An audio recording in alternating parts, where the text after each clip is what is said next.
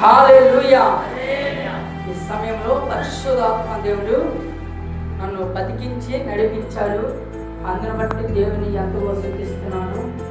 ఈరోజు పరిశుద్ధాత్మ దేవుని సహాయంతో ఇక్కడికి రావడానికి దేవుడు ఎంతో నాకు సహాయం చేశాడు.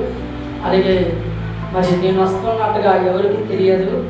మరి నన్ను గౌరవించిన దైవ సేవకులు బట్టి దైవ సేవకులను బట్టి ప్రభునామంలో వందనాలు. కూడి వచ్చిన మీ అందరూ కూడా ప్రభునామంలో వందనాలు. హల్లెలూయా.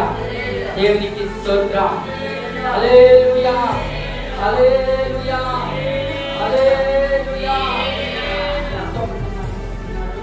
ఈరోజు సజీవులుగా దేవుని మనం ఆరాధిస్తాం. హల్లెలూయా హల్లెలూయా హల్లెలూయా. ఎంతో మంది ధనవంతులు బూడిదైపోయి బుగ్గైపోయి కాలిపోయారు. కర్నూలులో జిల్లాలో మరి ఆ బస్సు కాలిపోయి 20 మంది చనిపోయారు. 20 మంది చనిపోయారు. అయితే మనం బతికున్నామంటే దేవుని కృప మాత్రమే. హల్లెలూయా. దేవునికి స్తోత్రం. బతికున్నా నీవు, బతికున్నా నేను, బతికున్నా మనందరం దేవునికి ఉపాయకరంగా ఉంటామని దేవుడు బతికించి ఉంచాడు. నువ్వు దేవుడి కొరకు ఉపాయకరంగా ఉన్నావా? లోకానికి ఉపాయకరంగా ఉన్నావా? నీ హృదయాన్ని నువ్వు పరిశోధించుకోవాల్సిన పరిస్థితి ఉంది. నీ హృదయాన్ని నువ్వు పరిశోధించుకోవాలి. నువ్వు దేవుడితో సావాసం చేయాలి. ఎందుకంటే నా మట్టుగా నేను ప్రార్థన చేయకపోతే యెహోవాకి విరోధంగా పాపం చేసిన వాడిని అవుతానట. నువ్వు మట్టుగా నువ్వు ప్రార్థన చేయాలి. ఎప్పుడు తినడం, ఎప్పుడు సంపాదన, ఎప్పుడు ఇల్లు కట్టుకోవడం, అది ఏమో వాళ్ళందరూ ఆ విధంగా బతుకుతున్నారు. అతను కారు కొన్నారు, అతను మంచి ఇల్లు కట్టుకున్నారు. ఈ విధంగా బతకడానికి దేవుడు నిన్ను బతికించలేదు. హల్లెలూయా. దేవునికి స్తోత్రం.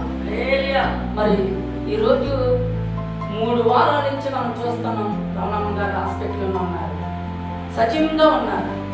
హల్లెలూయా.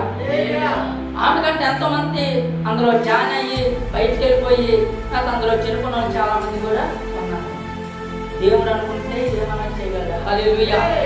దేవునికి స్తోత్రం. హల్లెలూయా.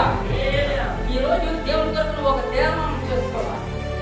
దేవుడి మందిరంలో అడుగు పెట్టిన నీవైనా నేనైనా నీ హృదయం దేవుడి కొరకు సిద్ధపడి చేసుకోవాలి. ఎవరు ఏమనుకున్నా, ఎవరు నిన్ను నిందిస్తారేమో, అది ఎవరో నిన్ను కించపరిస్తూ మాట్లాడతారేమో అనుకున్నా దేవుని కొరకు నువ్వు బతికే వ్యక్తిగా ఉంటావు. నువ్వు దేవుడి కొరకు బతికుంటే అనేక మంది నీ వద్దకు వస్తారు. అనేక మంది నీ దగ్గరకు వస్తారు. అయ్యా, ఈ పరిస్థితి నాకు ఉంది, ఈ పరిస్థితిలో నేను జీవిస్తున్నాను, మరి నువ్వు ఇంత ఆనందంగా ఉన్నావు, ఇన్ని కష్టాలు వచ్చినా, ఇన్ని బాధలు వచ్చినా నీ ముఖంలో ఒక వెలుగు కనబడుతుంది, నీ ముఖంలో ఒక ప్రకాశం అనేది వెలుగు నాకు కనబడుతుంది. ఏంటి అసలు మన కొంతమంది మీరు వచ్చారు, చాలా మంది రావాల్సిన వాళ్ళు ఉన్నారనుకుంటున్నాం. హల్లెలూయా. దేవునికి స్తోత్రం. ఏ ఆదివారమైనా ఏ శుక్రవారమైనా ప్రార్థన మనం మానకూడదు. ఈ కాలం దేవుడితో బతికే కాలం ఇది, దేవుడితో జీవించే కాలం ఇది. నీ ఇష్టాసరంగా జీవిస్తే దేవుడు నిన్ను వచ్చాడు. అది ఒకప్పుడు పరిస్థితి. పోనా నా బిడ్డ మారుతాడు, ఇంతవరకు కనికరించాడు. ఇప్పటికైనా నువ్వు హృదయం సిద్ధపాటు చేసుకోకుండా నువ్వు ఇచ్చలవిడిగా జీవిస్తే నాకు అంతా తెలుసా అని, నాతో నేను జ్ఞానవంతుని, నేను బాగా చదువుకున్నాను, నాకేంటనుకుంటుగా నువ్వు ఇచ్చలవిడిగా నువ్వు బతికితే దేవుడు నిన్ను వదిలిపెట్టేస్తాడు. వేదికగా మరణం వస్తుందని అందుకే దేవుడితో సహవాసం చేయమంటున్నాను. అందుకే దేవుడితో బతకాలని చెప్తున్నారు దైవజనులు. అందుకే ప్రార్థనలు ఎలాంటి అని చెప్తున్నారు దైవజనులు. ఏదో మా పంటను నింపుకోవటానికో, లేకపోతే మేము ఇల్లును కట్టుకోవటానికో, ఆస్తులు సంపాదించడానికో మిమ్మల్ని దేవుడి మందిరానికి రమ్మనట్లేదు. మేము మీ జీవితాలు బాగుండాలని, మీరు దేవుడి కొరకు బతకాలని పరలోక రాజ్యం సమర్పించినప్పుడు దేవుడి దగ్గర మీరు ఉండి, ఇదిగో నా దాసుడు ద్వారా అయ్యా నా బిడ్డలు వచ్చారని దేవుడు అక్కడ మహిమ పొందాలి. హల్లెలూయా. దేవుని నామానికి మహిమ కలుగునగా. ఎప్పుడు చనిపోతాం తెలుసు, పరలోకానికి వెళ్తామన్న గ్యారెంటీ ఉందంటే లేదు. గుండెకి అంత ధైర్యం లేదు.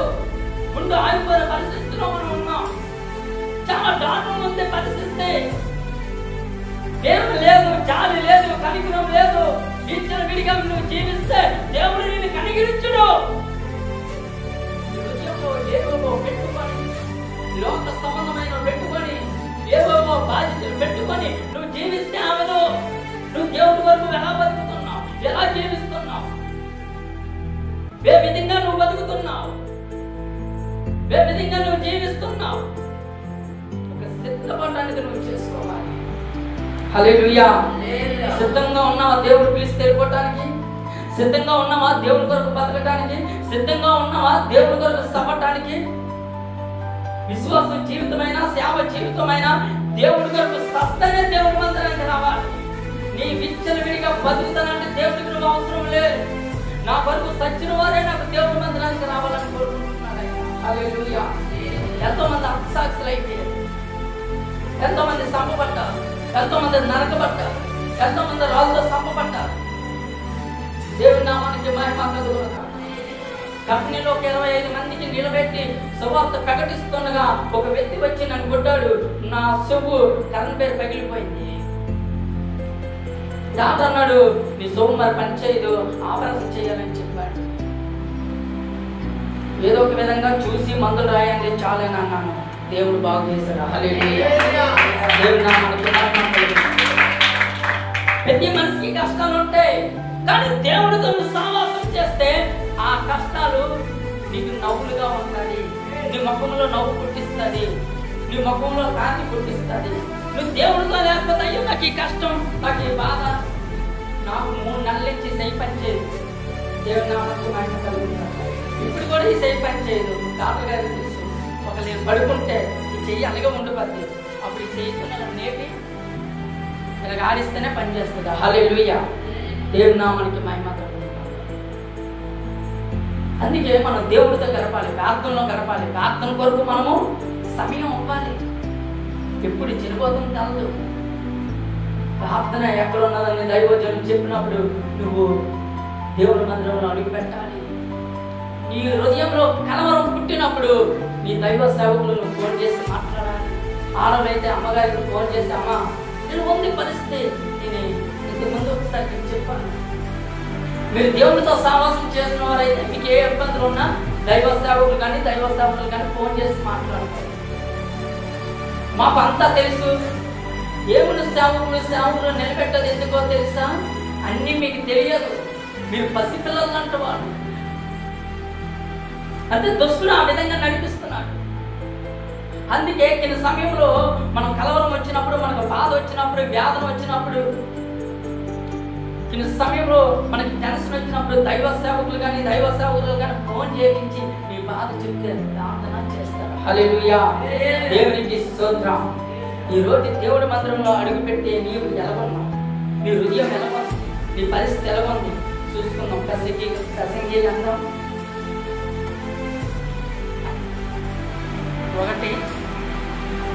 5:1 వచనం నుంచి 1. నీవు దేవుని మందిరానికి పోవునప్పుడు నీ ప్రవర్తన జాగ్రత్తగా చూసుకోమా. హల్లెలూయా. దేవునికి స్తోత్రం. హల్లెలూయా. పరిశుద్ధాత్మ దేవుడు ఇక్కడ తెలియజేస్తున్నాడు, నువ్వు దేవుడి మందిరానికి పోయినప్పుడు నీ ప్రవర్తన జాగ్రత్తగా చూసుకో. హల్లెలూయా. దేవునికి స్తోత్రం. ఎలా చూసుకుంటాను ప్రార్థన? దేవుని బిడ్డ, నీ హృదయాన్ని దేవుడి కొరకు సమర్పిస్తున్నావా? నీ ప్రవర్తన దేవుడి కొరకు సమర్పిస్తున్నావా? నీ ప్రవర్తన లేక లోకానికి సమర్పిస్తున్నావా? హల్లెలూయా. దేవునికి స్తోత్రం. హల్లెలూయా. హల్లెలూయా. దేవుడు అంటున్నాడు, దేవుడి మందిరంలో అడుగు పెట్టినప్పుడు, దేవుడి మందిరానికి వచ్చినప్పుడు నీ ప్రవర్తన సరిగ్గా చూసుకోమని అంటున్నాడు. హల్లెలూయా. అరికలు మొదలుకున్న తర్వాత నువ్వు పరిశోధించుకోవాలి. దేవుడు నిన్ను మంచి ఆరోగ్యంతో ఉంచాడు, అయినా పాపము అరికలు మొదలుకున్న తలవారికి ఎక్కుపోతున్నది. అందుకే పరిశుద్ధాత్మ దేవుడు అంటున్నాడు, నీ ప్రవర్తన సరిగ్గా చూసుకో. నువ్వు నాతో సహవాసం చేస్తున్నావా, నాతో లోకంతో సహవాసం చేస్తున్నావా? నువ్వు నాతో సహవాసం చేస్తున్నావా, లేకపోతే లోక సమానం కలిగిన వ్యక్తితో సహవాసం చేస్తున్నావా? ఒక్కసారి నీ హృదయాన్ని పరిశోధించుకోవాలి. నీ వాక్యము పరిశుద్ధాత్మ దేవుడు చెప్తున్నాడు, వాక్యం నేను బతికిస్తుంది. ఆ వాక్యం నేను బతికించాలంటే నీ మైండ్ కావలసిందే. అది హృదయంలో ఉండాలి. ఆ వాక్యం హృదయంలో ఉంటేనే నువ్వు పాపం చేయవు. ఆ వాక్యం హృదయంలో ఉంటేనే నీ కలిపిని చదువు. వాక్యం హృదయంలో ఉంటేనే ఏ దుష్ట భావం నీ హృదయంలో పనిచేయదు. ఎప్పుడైతే నీ వాక్యం హృదయంలో ఉందో, నీ మైండ్కి ఎప్పుడైతే గుర్తు తెచ్చుకుంటావో, నీలో ఏ సమస్త కార్యములు ఉన్నా, అందుకని శత్రువు ఉన్నా, బాధలు ఇబ్బందులు ఉన్నా, ఏ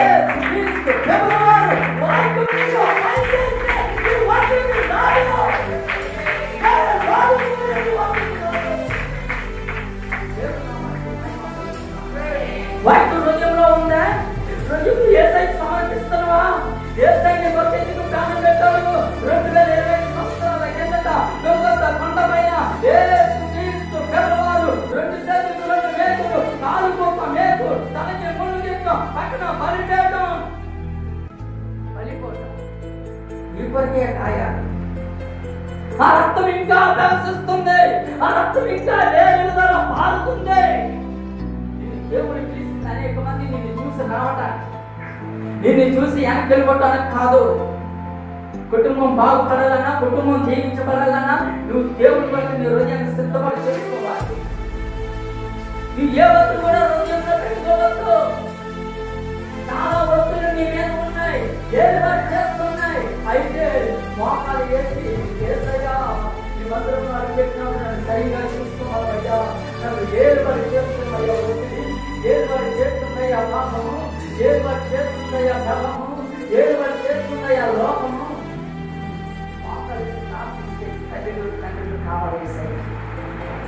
నువ్వు హృదయంలో పెట్టుకొని నువ్వు దేవుని మందిరానికి వస్తే నువ్వు అభివృద్ధి చెందవు. నువ్వు అలాగానే ఉంటావు, ఆ విధంగానే జీవిస్తావు, ఆ విధంగానే చచ్చిపోతే నరకం తప్పదు. యుగ యుగాలు కాలుతుంది.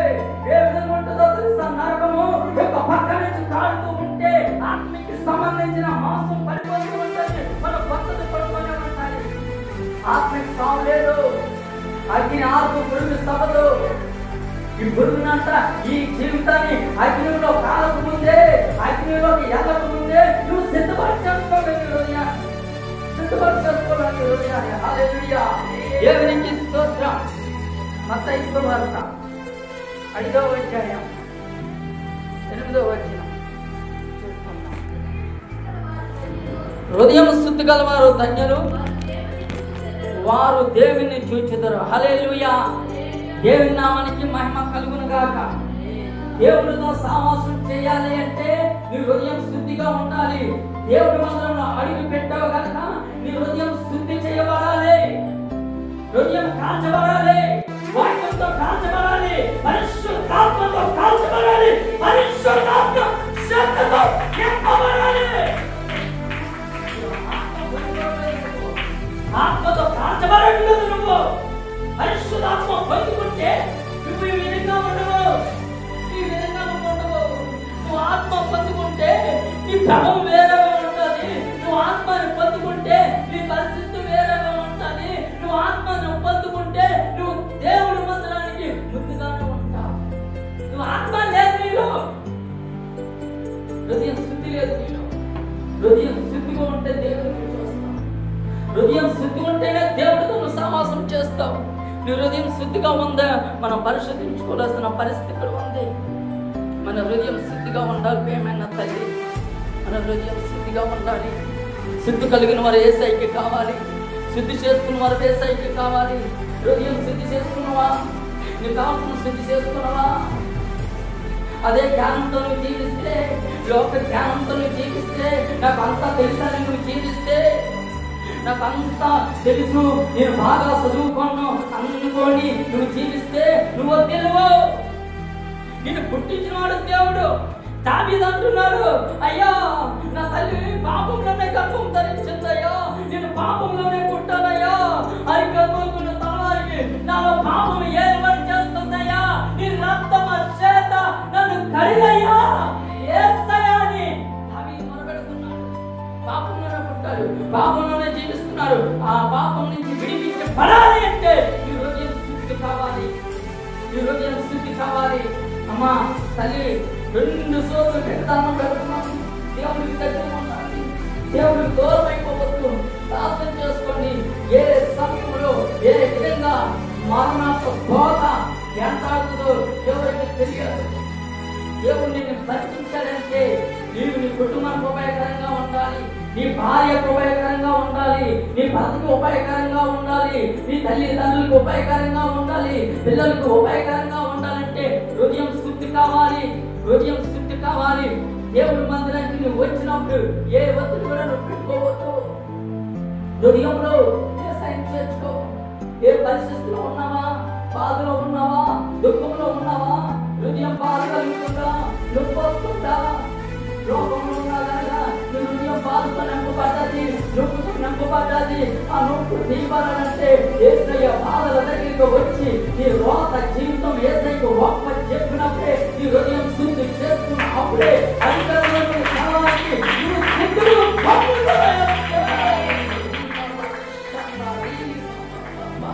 పొందుకో దేవుని ఒక శక్తి, పొందుకో దేవుని ఒక శక్తి.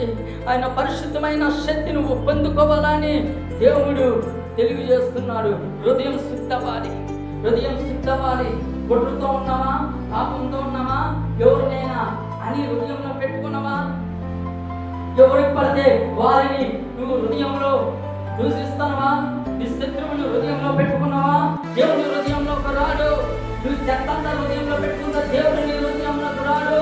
నీ భవిష్యత్తు కావాలైనా, నీ పిల్లల భవిష్యత్తు బాగుండాలన్నా, నీ భవిష్యత్తు బాగుండాలన్నా, నీ భర్త జీవితం బాగుండాలన్నా, నీ భార్య జీవితం బాగుండాలన్నా యేసయ్య వాక్యం హృదయంలో ఉంటే నువ్వు రోగత్వం పొందుతావు, రోగత్వం పొందుతావు, వెలుగుతో నింపబడతావు, వెలుగుతో రక్షించబడతావు. హల్లెలూయా. దేవునికి స్తోత్రం. దేవుని నామానికి మహిమ కలుగును గాక. హెబ్రీ పత్రిక హల్లెలూయా 12:14 అధ్యాయం పరిశుద్ధాత్మ దేవుడు తెలియజేస్తున్నాడు. హెబ్రీ పత్రిక 12:14 అధ్యాయం. అమ్మా, అందరితో సమాధానమును పరిశుద్ధతయు కలిగి ఉండుటకు ప్రయత్నించుడే. పరిశుద్ధత లేకుండా ఎవడు ప్రభువును చూడడు. హల్లెలూయా. దేవునికి స్తోత్రం. యేసయ్య నీకుంటే, యేసయ్య హృదయంలో ఉంటే అందరితో సమాధానంగా ఉంటాం, శత్రువులతో సమాధానంగానే ఉంటాం. శత్రువుల హృదయంలో ఇష్టం ఉండదు, కానీ ఎంతో మంది శత్రువులు ఉన్నారు. ఎంత బాధ ఉన్నా, ఎంత కష్టం ఉన్నా, అయ్యా ప్రైజ్లాడు, అన్నా ప్రైజ్లాడు అని చెప్తాను. నేను ప్రైజ్లాడు చెప్పమారికే వాళ్ళతో సావాసం మాత్రం చేయాలి. హల్లెలూయా. దేవునికి స్తోత్రం. నా సావాసం అయితే యేసుని. హల్లెలూయా. నువ్వు అందరితో సమాధానంగా ఉండాలి. సంఘంలో నువ్వు సంఘంలో పని చేసినా, నువ్వు సంఘం వరకు విచ్చలవిడిగా మాట్లాడినా, నువ్వు అందరితో సమాధానం ఉంటేనే నీకు పరిశుద్ధత వస్తుంది. అందరితో సమాధానం ఉంటేనే నువ్వు పరలోక రాజ్యానికి వెళ్తావు. అందరితో కలిసి మెలిసి దేవుడి వరకు బతికితేనే నువ్వు దేవుడి రాజ్యానికి వెళ్తావు. హల్లెలూయా. దేవునికి స్తోత్రం. హల్లెలూయా. అందరితో సమాధానంగా మనం ఉండాలి. హల్లెలూయా. ఎంత కష్టపడినా, ఎంత పాస్టర్ కానీ ఒకవేళ పొరపాట్లు మంచి మనస్తాలు గద్దించినప్పుడు, ఉదయం బాధపడినప్పుడు నువ్వు శుద్ధి చేసుకోగలవయ్యా. ఎందుకన్నారు? ఏదో నాలో పొరపాటు ఉండబట్టే కదా, ఏదో నేను తప్పు చేయబట్టే కదా దైవజనులు గద్దించాడు, దైవ సేవకులు గద్దించాడు. హల్లెలూయా. ఎంతోమంది సేవకులు అయితే నేను కుర్చీ తీసేసిన రోజులు కూడా ఉన్నాయి. ఎంతోమంది వీడికెట్టి ఇంత పేరు రావాలి, వీడేంటి పెద్ద పెద్ద సేవకులను పిలిచినప్పుడు చాలా మంది కూడా నన్ను తెచ్చపరిచి మాట్లాడినప్పుడు కూడా తల ఉంచుకునే హల్లెలూయా. దేవుని నామానికి మహిమ కలుగును. ఆ వ్యక్తి ఫోన్ చేశాక ఈ పరిస్థితిలో నేను ఉన్నాను, మినిస్ట్రీ ద్వారా నా జీవన ఎవరికి అందించాలని చాలా మంది సేవకులు కూడా నాకు ఫోన్ చేయడం జరిగింది. ఎప్పుడైతే నువ్వు యేసయ్య పాదాల దగ్గర తల ఉంచుతావో దేవుని హల్లెలూయా. దేవుని నామానికి మహిమ కలుగును. ఒక అడుగు పెట్టినప్పుడు మందిరంలో హృదయం శుద్ధి చేసుకోవాలి. హృదయం శుద్ధి చేసుకున్న తర్వాత వాక్యంతో హృదయం నింపబడాలి. వాక్యం ఏదో ఒక వాక్యం గుర్తొచ్చిన వాక్యం అది రోజు రోజుకి నువ్వు ధ్యానిస్తూ ఉండాలి. రోజు రోజుకి నువ్వు వాక్యాన్ని గుర్తు చేసుకుంటూ ఉండాలి. అప్పుడు ఆ వాక్యం నీలో పరిశుద్ధపరుస్తుంది. నీ ప్రవర్తన మారుస్తుంది, నీ పరిస్థితిని మారుస్తుంది, నీ కుటుంబ స్థితిని కూడా మారుస్తుంది. హల్లెలూయా. అందరితో మందిరంలో అడుగుపెట్టగానే అందరితో సమాధానంతో ముందుకు మనం నడవాలి. హల్లెలూయా. అందరితో మనం కలిసి ఉండాలి. ఆ వాక్యం మన హృదయంలో పనిచేయాలని కళ్ళు మూసుకుందాం, ప్రార్థన చేసుకుందాం. మహాపరిశుద్ధుడు జీవం గల తండ్రి, నీ పాదాలు నీ మందిరంలో అడుగుపెట్టినప్పుడు మా హృదయం శుద్ధిగా ఉండాలని మాట్లాడగలిగా స్తోత్రాలు, శుద్ధిగా ఉండాలని మాట్లాడగలిగా స్తోత్రాలు. నాయనా మీకు స్తోత్రాలు తండ్రి, మీకు స్తోత్రాలు నాయనా, మీకు స్తోత్రాలు. మీరు